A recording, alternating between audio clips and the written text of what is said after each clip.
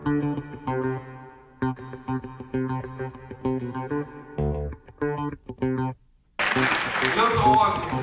of the things people call me 2 or 3 or 4 times a week when I first arrived was about transportation.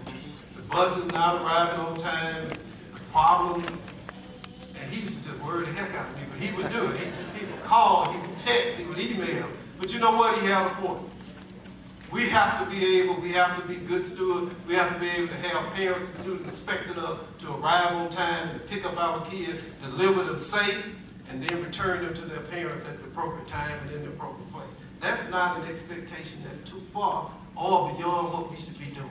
So we set out to change it. I got to mention Greg Davis. He was the one who told me one of the reasons we don't have enough buses, Mr. Dillard, and we don't have enough buses because we don't have enough mechanics. We had laid them all off.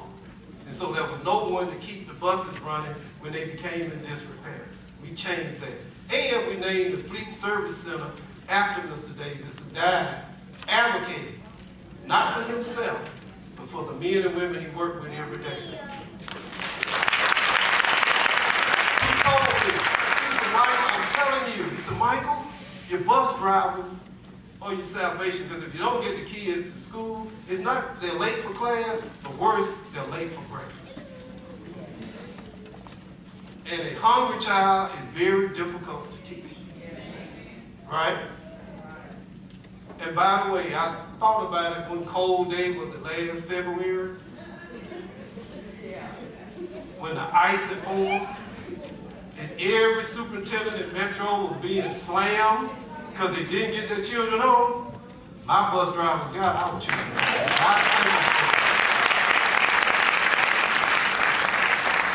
And because of board investment, we now have GPS in all of our buses, which is going to improve efficiency. We deployed 10 new diesel buses in March 2014, and we deployed for the first time ever 2 compressed gas, natural gas buses, which is much more environmentally friendly than the diesel burners that we have. Just recently, at the last board meeting, your school board approved the purchase of 62 new low-emission diesel buses. That's good. We got new buses.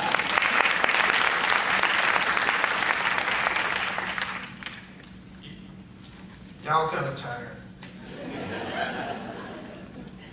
You know I can go on and on and on and on. I'm all the way over to page 19. Hired new security officer. Thank God. I remember the day at McNair when I received a call and Mr. Smith, we were rushing over there, and I was visualizing the worst case scenario. We had gotten a call, it was on the radio, there was an active shooter in the building, Ms. Kelly Moore, active shooter. And I'm in the car, going around 285, headed to McNair. And all the horror that I'd seen on TV playing out in my mind. But because of a brave woman named Annette Tucker and fast act by our security personnel and local law enforcement, every child went home safe. Every child went home safe. And what we did, this board, we hired more security personnel and cars to make sure, so we are patrolling our elementary schools today in DeKalb County. Improved technology, this is good. We implemented a DeKalb app. Mr. Brantley and Mr. Hudson is here. The DeKalb app improves communication with parents, families, and stakeholders. I'm on page 20 now. We enhance, y'all on the wrong, y'all don't have what I have. You see, all of mine is in like a 20 font, so I can actually see it. What page are you all on? 12? Whatever. 12. Okay, page 12. So, it's a difficult audience tonight. We've enhanced the wireless access infrastructure.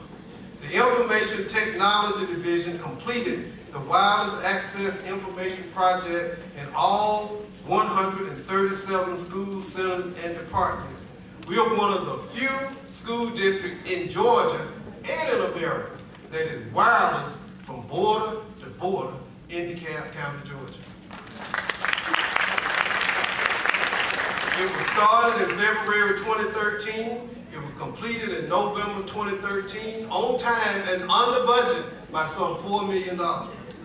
We placed, this past summer, active boards in every teaching classroom in DeKalb County, Georgia. This will improve learning productivity by developing, implementing innovative 21st century learning environments that work. We installed, not promised, installed 19,000 brand new computers in all classrooms for teachers and students. And the most important thing and the most exciting is we implemented a new student information system and parent portal, Infinite Campus. This system is the latest information system that will serve our community, students, teachers, and stakeholders while fostering an environment for collaboration. Since Infinite Campus went live, we've had 320,000 plus parent logins. We've had 146,000 student logins. It changes the game when we talk about parental engagement. Now, we want you to be engaged in the Parent Council and Parents United and the PTSA, but guess what? Pick up your iPhone, you are engaged. We want you to attend parent-teacher conferences, and it's important, but guess what? Some parents work 2 and 3 jobs, and they can't participate in PTA. They may not miss a parent-teacher conference, but with this new technology, you have your students' grades, you have attendance, what else do you have? You have everything they don't want you to have. You got it right at your fingertips. Assignments, right? Homework, no, well, what do we have to do this weekend? What? Nothing. Now you know, right? I would have hated to have this when I was in school. We developed and implemented district records retention schedule. We increased the internet bandwidth from 2.5 to 10.5 gigabytes. That's huge. Improves our internet speed for state mandated online testing and assessment, and this is the highest bandwidth among all metro